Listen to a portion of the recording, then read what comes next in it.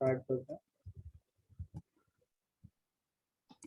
Last lecture में हम लोग ने लेथ मशीन और ड्रिलिंग मशीन के बारे में देखा और लेथ और टर्निंग और ड्रिलिंग ऑपरेशन के बारे में समझा था। तो उसमें basically single point cutting tool use होता है। Drilling is a 2 point cutting tool. जब बात हम करते हैं मल्टी पॉइंट कटिंग टूल की तो और फास्टर रेट ऑफ कटिंग के लिए जब हम मिलिंग कटर्स को यूज करते हैं तो हम लोग मिलिंग मशीन यूज करते हैं।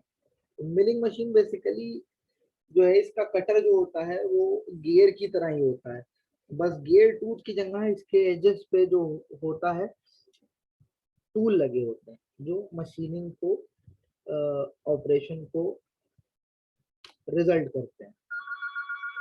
कितनी चीज सबको क्लियर है? Hello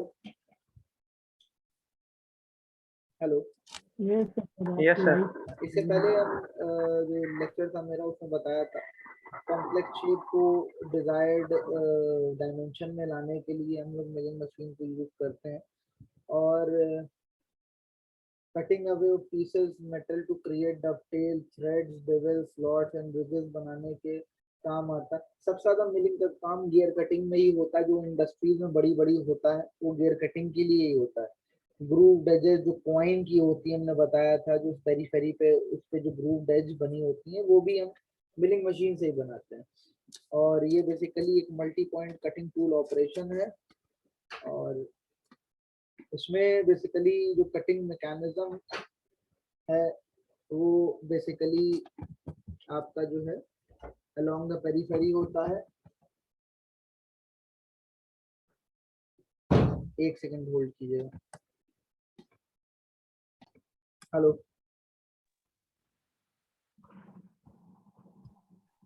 hello yes sir. हाँ, इसमें बेसिकली जो 3 टाइप के मैकेनिज्म होते हैं जिनके थ्रू हम किसी सरफेस को मिल करते हैं या कट करते हैं। तो उसमें सबसे पहला है पेरीफेरल मिलिंग। पेरीफेरल मतलब अलोंग द पेरीफेरी, जो अगर आपका टूल चल रहा है और मटेरियल को रिमूव करता जा रहा है, this is the periphery. Periphery क्या होती है? जो आपकी सरकमफेरेंस होती है, उसके अलोंग अगर मूव करते करते अगर ये जो है इसका कटिंग टूल मिलिंग का किसी सरफेस को मशीन कर रहा है या कट कर रहा है, then it is known as peripheral milling. जैसा कि इस फिगर में दिखाया गया, इस कटर को हम लोग इस डायरेक्शन में रोटेट कर रहे हैं और आगे की डायरेक्शन में मूव कर रहे हैं। ये मिलिंग मशीन से आर्बर के थ्रू जुड़ा होता है। In peripheral milling, the milled surface is generated by teeth located on the periphery of the cutter. मतलब जो आपके कटिंग टूल के टीथ होंगे that are located on the circumference. circumference जानते हैं आप लोग? जानते हैं ना? ये आपका सर्किल है, इसके सरकमफेरेंस पे टूल्स के जो टीथ होंगे वो इस तरह से होंगे और ये जब किसी सरफेस से टकराएगा इसका टूल तो वहां से ये मटेरियल को रिमूव करेगा। करेगा कि नहीं करेगा? समझ में आ रहा है? ये आपका ये टूल है, ये रोटेट करेगा और जैसे ही ये रोटेट करेगा इस मटेरियल के कांटेक्ट में आएगा तो मटेरियल को रिमूव करेगा। ये पेरिफेरल मिलिंग है, ठीक है। The axis of the cutter rotation is generally in the plane parallel to the workpiece. ये जो एक्सेस है ये जिस प्लेन को हमें मशीन करना है उसके पैरेलल होती है to the surface of the machining. ये बेसिकली अप मिलिंग और डाउन मिलिंग होती है। अप मिलिंग और डाउन मिलिंग इसके 2 टाइप होते हैं। अप मिलिंग में क्या होता है? जब हमारा रोटेशन मोशन के अगेंस्ट हो रहा हो, मतलब हमारा टूल जो है वो रोटेट कर रहा हो इन ऑपोजिट डायरेक्शन। टूल ऐसे रोटेट कर रहा है और वर्कपीस ऐसे जा रहा है, मतलब टूल इधर बढ़ेगा वर्कपीस इधर बढ़ेगा। जब इन दोनों का डायरेक्शन फीड के कटर का डायरेक्शन फीड डायरेक्शन के ऑपोजिट हो, मतलब वर्कपीस जा रहा है राइट की तरफ और टूल बढ़ रहा है लेफ्ट की तरफ, इस केस को हम लोग अप मिलिंग कहते हैं, ठीक है। Hello yes sir. ये देखिए, Yes, sir. ये टूल का डायरेक्शन इस तरफ है और फीड जो है हमारे वर्कपीस का जो मोशन है वो इस तरफ है। जब इन दोनों का डायरेक्शन ऑपोजिट होगा तब जो है हमारा जो मिलिंग कहलाएगी वो अप मिलिंग कहलाएगी। इसे कन्वेंशनल मिलिंग प्रोसेस भी कहते हैं। जो बेसिक तरीके से पहले से जो यूज होता आ रहा है मेथड वो अप मिलिंग है। डाउन मिलिंग हम लोग बाद से यूज करना शुरू किया है। किसी को कुछ पूछना है?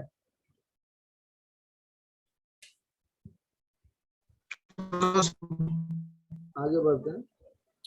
इसमें when the tooth make contact with the surface, the tooth begin to push down। जैसे जैसे टूथ आगे बढ़ता है, कटिंग टूथ वो वर्कपीस के अंदर पुश डाउन होने लगता है। As the tooth continues to turn, it reaches the point at which the pressure has built up to a higher level and the tooth begin to dig in। मतलब इतना ज्यादा pressure बन जाता है जैसे वो एंगेज होता है विद द वर्कपीस के वो वर्कपीस के अंदर डग होने लगता है और वर्कपीस का मटेरियल को रिमूव कर देता है। As the tooth start to dig, it cuts down and the metal chip begins to shear off। और जैसे जैसे वो डिग करता है उस वर्कपीस को ये कट करके और मेटल चिप को रिमूव कर देता है, शेयर ऑफ कर देता है। The tooth continue to cut the chip off until it reaches the surface of the material। जब तक कट करता है जब तक ये वर्कपीस के जो जहां तक जो लोअर सरफेस है जहां तक कट करना है उस सरफेस तक नहीं पहुंच जाता है। At this point the chip breaks free and the cutting force drop to zero। और जैसे ही हमारे टूल और वर्कपीस का एंगेजमेंट हटता है, मतलब ये जैसे ही एक दूसरे से कांटेक्ट से हटती है वहां पे हमारा जो फोर्स होता है कटिंग फोर्स वो जीरो हो जाता है। Because the cutter does not start to cut when it makes contact and because the advance moves high point past this cutter contact, the surface has a natural waviness। क्योंकि जब contact में आता है tool workpiece के और cut करना शुरू नहीं करता, इसीलिए जब हमें जो सरफेस मिलता है उस पर वेविनेस होती है, मतलब उस पे मार्क्स बने होते हैं जिसको हम बाद में ग्राइंडिंग से फिनिश करके प्लेन कर लेंगे। ठीक है, ठीक है। Yes, sir. Yes, sir. के एडवांटेजेस हैं। Tooth engagement is not function of work surface characteristic. Contamination और scale does not effect tool life. इसमें जो भी कंटामिनेशन होगा वो भी रिमूव होता जाएगा, साथ में जो भी सरफेस पे जो भी आपके किसी भी चीज के लेयर होगी या कुछ होगा या रस्टिंग होगी वो सब हट जाएगा। The cutting process is smooth provided that the cutter teeth are sharp. ये बहुत स्मूथ और बहुत ही आसानी से कटिंग ऑपरेशन इसको जो है ना हो जाता है। बट हमारे जो कटर के टूथ होंगे वो हमारे शार्प होने चाहिए। डिसएडवांटेज क्या है इसमें, टूथ क्योंकि ऑपोजिट डायरेक्शन में चल रहा है, सेम डायरेक्शन में हमारा टूथ और वर्कपीस नहीं है, तो चैटर होने की टेंडेंसी, मतलब जैसे चट चट की आवाज जो आती है, that tendency is more. The workpiece has a tendency to pull up. अब क्योंकि ऑपोजिट डायरेक्शन में चल रहा है तो ये एक अपवर्ड फोर्स भी देगा हमारा टूल, तो ये वर्कपीस को ऊपर उठाने की कोशिश भी करता है। It has a tendency to pull up, thus proper clamping is important. हमें वर्कपीस को प्रॉपर क्लैंप करना पड़ता, नहीं तो वर्कपीस हमारा उठ के ऊपर आ जाएगा टूल के साथ। दूसरा है हमारा डाउन क्लैंपिंग, डाउन मिलिंग, जो सेकंड टाइप है इसमें पेरिफेरल मिलिंग में। पहला था अप मिलिंग, दूसरा है डाउन मिलिंग। डाउन मिलिंग में जो डायरेक्शन ऑफ फीड होगा, ये देखिए डायरेक्शन ऑफ फीड है, वही direction of rotation off cutter है। मतलब कटर भी उसी डायरेक्शन में मूव कर रहा है और वर्कपीस भी उसी डायरेक्शन में मूव कर रहा है, तो दोनों का डायरेक्शन सेम होता है। इसको हम लोग क्लाइंब मिलिंग भी कहते हैं। अप मिलिंग को हम लोग कन्वेंशनल मिलिंग कहते हैं, डाउन मिलिंग को हम लोग क्लाइंब मिलिंग कहते हैं। The direction of cutter rotation is same as the feed motion. जैसे कि कटर रोटेट काउंटर क्लॉकवाइज और workpiece is fed to the right in down milling. अगर ये राइट की तरफ बढ़ रहा है और काउंटर क्लॉकवाइज रोटेशन हो रहा है तो that is an example of down milling, जैसा कि फिगर में दिखाया गया।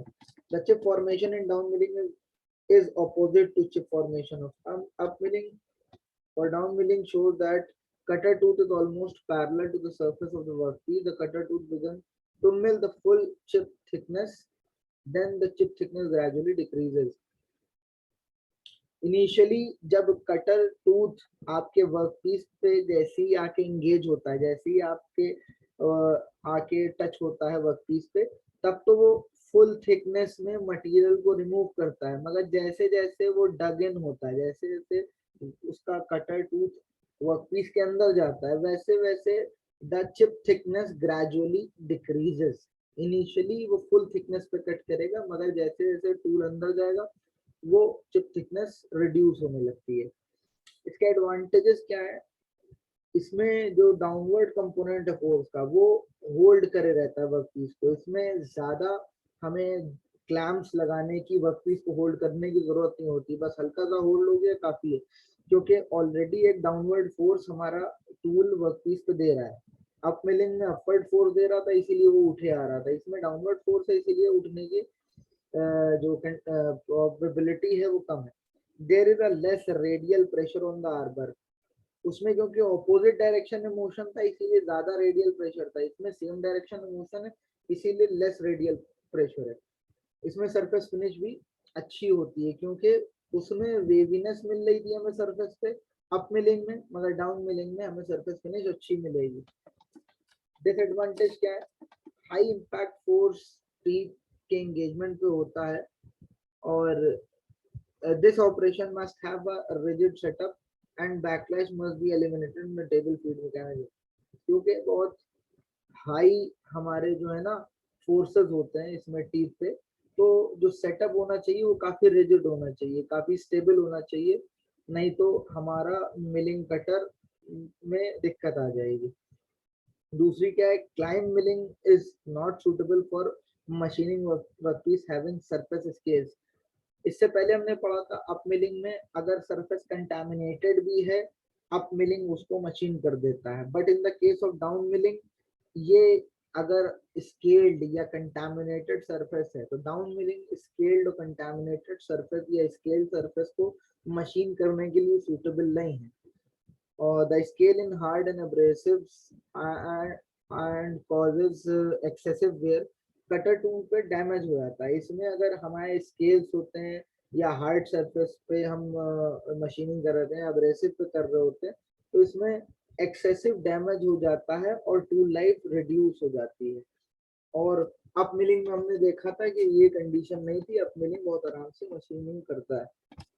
दूसरे टाइप का, पहले टाइप का हमारा पेरिफेरल मिलिंग था, दूसरे टाइप का हमारा फेस मिलिंग है। फेस मिलिंग बेसिकली जब हमारा स्पिंडल कटर का रोटर का स्पिंडल और वर्कपीस परपेंडिकुलर होता है, जब रोटेशन और वर्कपीस हमारा परपेंडिकुलर होते हैं एक दूसरे के, उस टाइप की मिलिंग को हम फेस मिलिंग कहते हैं। It is often necessary to create a flat face, नाम ही शो कर रहा है फेसेस को फ्लैट करने के लिए हमारा फेस मिलिंग यूज होती है। This can be done best using face milling. In face milling the cutter is mounted on a spindle having an axis of rotation perpendicular to the work surface.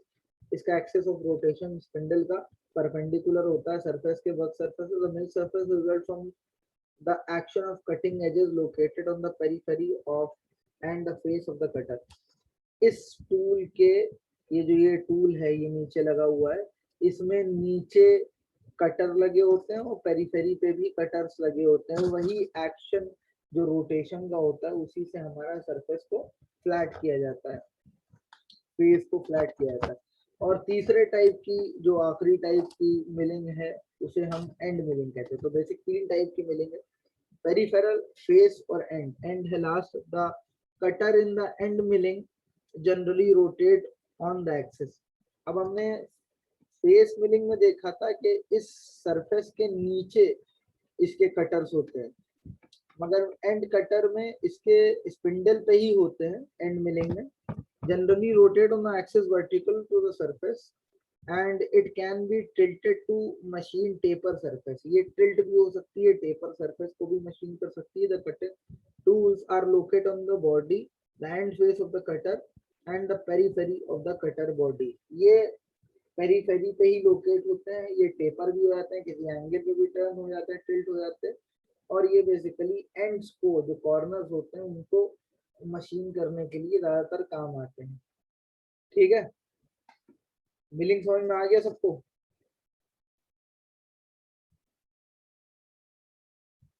Hello, yes sir. Milling समझ में Yes, आ sir. गया? ये हमने Yes, sir. भेजी थी आप लोग को पीडीएफ, एक बार दोबारा देख लीजिएगा। अब बात करते हैं सीएनसी की, Okay. जो आपके सिलेबस में अगला टॉपिक है, कंप्यूटर न्यूमेरिक कंट्रोल, सीएनसी। नाम सुना होगा आप लोग ने सीएनसी मशीन का, Yes, sir. सुना है. नाम सुना होगा। बेसिकली कंप्यूटर न्यूमेरिक कंट्रोल जो मशीन्स होती हैं वो इनिशियली हमारी जैसे एक लेथ आती है, तो बेसिक जो लेथ होती है वो मैनुअली ऑपरेटेड होती है। बट अब क्योंकि एडवांसमेंट हो रहा है, ऑटोमेशन का टाइम, ऑटोमेशन मतलब ऑटो मीन्स अपने आप, मेशन मीन्स वर्क, ऑटोमेशन का टाइम है। ऑटोमेशन के टाइम में पहले क्या होता था, एक वर्कर 8 घंटे या 12 घंटे की ड्यूटी करता था, एक लेथ पे वर्क करता था और इतने नंबर ऑफ जॉब्स बनाता था। बट अब क्योंकि एडवांसमेंट का टाइम है, आर्टिफिशियल इंटेलिजेंस और रोबोटिक्स और मशीन लर्निंग के टाइम है, तो उस कंडीशन में क्या है कि आजकल सब चीज एडवांस हो रही है। पहले एक बंदा एक मशीन चलाता था, अब एक बंदा 10 मशीन चलाता। वो 10 मशीन पे एक प्रोग्राम, जो उसने पार्ट प्रोग्राम बनाया होगा, जो सीएनसी प्रोग्राम बनाया होगा, वो 10 मशीन पे सेम प्रोग्राम डाल के एक साथ 10 जॉब बना सकता है, और वो भी ज्यादा प्रिसाइजली, बहुत ही साइज में, क्योंकि मशीन कंप्यूटर से ऑपरेटेड है, और आपका बहुत ही अच्छी क्वालिटी का बना सकता है। पहले तो रिजेक्ट भी होते थे, अब तो रिजेक्शन की भी पॉसिबिलिटीज कम हो गई है, क्योंकि इतना ज्यादा टॉलरेंस के अंदर बनाए जा रहे हैं प्रोडक्ट के, उनको रिजेक्ट करना मुश्किल होता है, बहुत ही अच्छे क्वालिटी के प्रोडक्ट बनते हैं। तो सीएनसी क्या है, बेसिकली जब हम किसी भी मशीन को, we use computer numeric control to operate that machine, तो वो सीएनसी मशीन बन जाती है। As discussed earlier, in CNC a mini computer is used to control the machine tool function from a stored in information और punch tape और computer terminal input. Basically इसमें pre stored programmes से ही हम machine के tool को function कराते हैं और मशीन को ऑपरेट कराते हैं, ताकि किसी प्रोडक्ट को मैन्युफैक्चर कर सके। It is a self-contained NC, numeric control system, for a single machine tool, which uses a dedicated mini computer controlled by the instruction stored in the memory to perform all the basic numerical control functions. जो भी stored instructions हैं in form of program, वो उसको use करके through the computer हम लोग एक machine को ऑपरेट कर सकते हैं, टूल को ऑपरेट कर सकते हैं, जो भी हमें मैन्युफैक्चर करना है।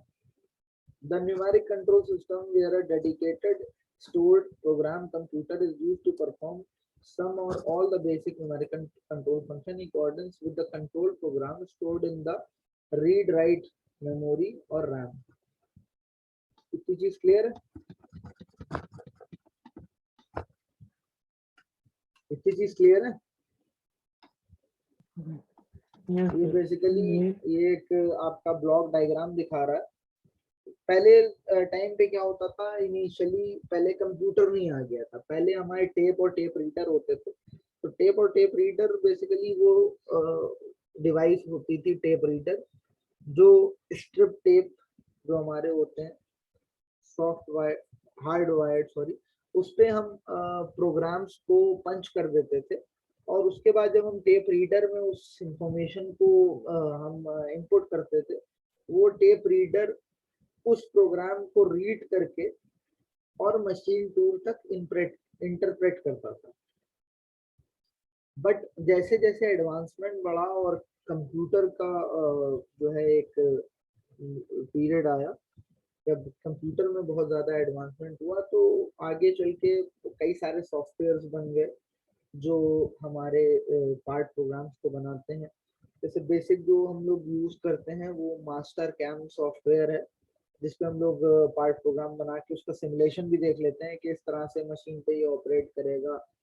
बहुत सारे सॉफ्टवेयर्स आ गए, बहुत सारी जो ऑपरेटिंग वाले हैं। तो उसमें एक है, आपने नाम सुना होगा फानुक, जो ज्यादातर इंडस्ट्रीज में यूज हो रहा है। फानुक है, सीमेंस है, मजाक है, हास है। तो ये जो बेसिक कंट्रोलर्स हैं, ये कंट्रोलर क्या करते हैं, इनके अलग अलग जी कोड्स और एम कोड्स होते हैं।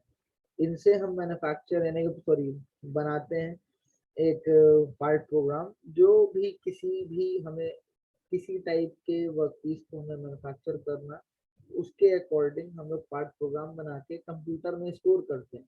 और उस कंप्यूटर से स्टोर प्रोग्राम जब भी हमें किसी जॉब को बनाना है, हम उसको रन करा देते हैं। मशीन का जो टूल होता है वो उसी के अकॉर्डिंग वर्क करके वर्कपीस पे हमें जॉब बना देता है। समझ में आ रहा है? Yes, sir. Yes, sir.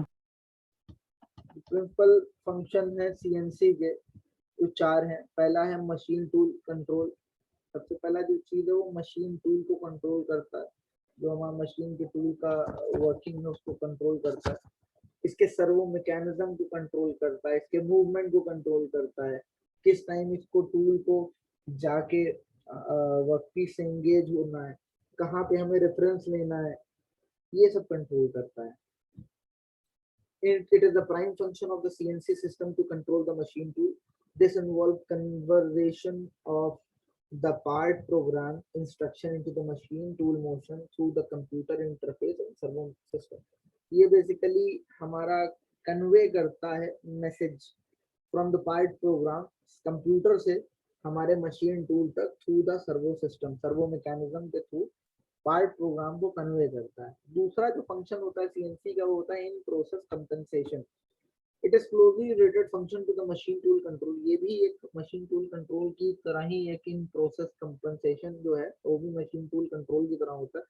इसमें डायनेमिक करेक्शन जो होते हैं, मतलब ऑफ द टूल मोशन और चेंज और error which occurs during processing. मान लो कोई वर्कपीस को मशीन करना है, तो उस टाइम पे जो एट दैट टाइम जब जो है ना कोई चेंज एरर आ जाए, तो उस टाइम पे जो चेंज होता है in process compensation during the process, जो चीजों को कंपनसेट करता है, तो वो भी सीएनसी का ही काम होता है। मान लो कोई एरर आ गई, वर्कपीस का टूल टूट गया, तो अब बीच में टूटे टूल से तो मशीनिंग होगी नहीं, तो इन प्रोसेस कंपनसेशन हमारी उसी हिसाब से होगी। समझ में आ रहा है? उसको भी हमारा सीएनसी कंट्रोल करेगा। समझ में आ रहा है ना? Yes, sir. In process compensation में जैसे जो आता है adjustment of errors sensed by the in process inspection probes and gauges. कई सारे गेजेस भी सीएनसी मशीन में लगे रहते हैं जो चीजों को मेजर करते रहते हैं। जैसी एरर सेंस करते हैं वो अपने आप चीजों को कंपनसेट कर लेते हैं, अपने आप चीजों को एडजस्ट कर लेते हैं। ठीक है, जैसे कि टूल वर्क करते करते अब पता चल गया कि अब टूल की लाइफ कुछ मिनट की बची है। ठीक है, तो आफ्टर दैट मिनट वो पैलेट से अपने आप दूसरा टूल निकाल के चेंज करके फिर से मशीनिंग शुरू कर देगा। These are in process compensation. Recomputation of axis position when an inspection probe is used to locate a datum reference on a workpiece. जब सबसे पहले हम लोग जब भी किसी चीज को मशीन करते हैं, चाहे लेथ में हम करें, तो हम लोग सेंटर बिठालते हैं, देखते हैं टूल वर्कपीस सेंटर्ड है कि नहीं है, टूल को सेट करते हैं, फिर एक डेटम लेते हैं जहां से हमें मशीन करना है। ये सब अपने आप करता है CNC. The offset adjustment for tool radius and length. Offset adjustment भी खुद से होता है। Adaptive control adjustment to speed and speed. Speed और स्पीड का भी एडजस्टमेंट खुद ही होता है।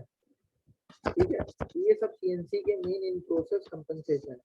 तीसरा है improve programming and operating feature. The soft wired control are permitted.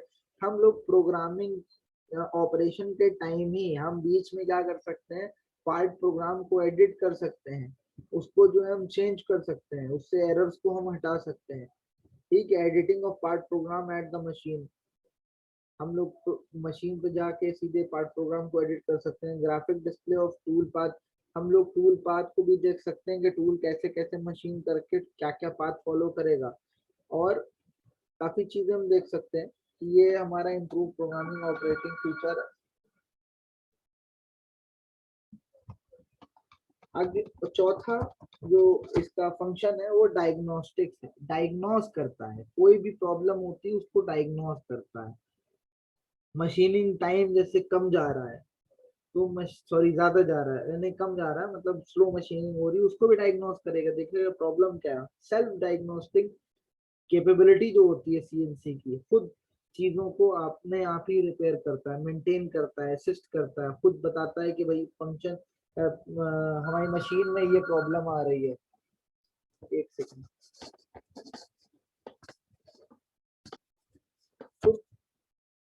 खुद बताता है कि जैसे मान लो क्या बता देगा कि जो कटिंग फ्लूइड है वो कम हो गया है, हमारी मशीन के अंदर कटिंग फ्लूइड कम है, तो वो बता देगा कटिंग फ्लूइड इज लो, या हमारा जो है वर्क पीस रेडी है, और जो हमारा जो मशीन ऑपरेटर है सीएनसी मशीन उसको नहीं पता है और वो अगला पार्ट मशीन पे लोड नहीं कर रहा है, तो वो ब्लिंक कर देगा कि अपनी स्क्रीन पे कि machine part is ready.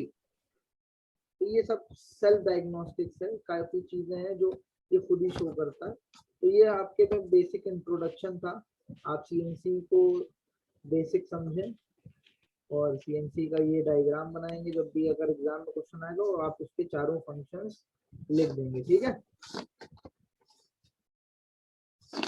Yes, sir. तो